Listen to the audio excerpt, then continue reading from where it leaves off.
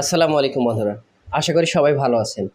তো আজকের এই ভিডিওটি আবার আমাকে রিক্রিয়েট করতে হচ্ছে Windows 11 অ্যাক্টিভেশনের যে ব্যাপারটা। আমি এর আগে ভিডিওটি বানিয়েছিলাম এবং YouTube এ পাবলিশও করেছিলাম। কিন্তু YouTube কিন্তু কমিউনিটি গাইডলাইনের আন্ডারে কিন্তু এটি পড়ে যায় এবং যেহেতু আমি এটি দেখিয়েছিলাম এটা আসলে দেখানো উচিত নয়। তবে আপনাদের কিন্তু বেশ উপকার হচ্ছিল আমি বুঝতে পারছিলাম আপনারা যেভাবে সাড়া দিচ্ছিলেন।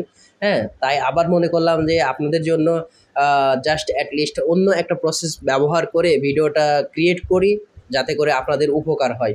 সো আমি আবার এই ভিডিওটি ক্রিয়েট করেছি এবং আপনাদেরকে এইবার একটু কষ্ট করতে হবে। সরাসরি YouTube এ ভিডিওটা দেখতে পারবেন না। আ আপনাকে আমাদের ওয়েবসাইটের থ্রুতে আরকি দেখতে হবে এবং সেখান থেকে আপনি খুব সহজে মাত্র ২ মিনিটের ভেতরে কিন্তু আপনার এই সমস্যার সমাধান করে ফেলতে পারবেন। সো আমি আসলে আন্তরিকভাবে দুঃখিত যেহেতু এই ভিডিওটি এখানে পাবলিশ করা যাচ্ছে না।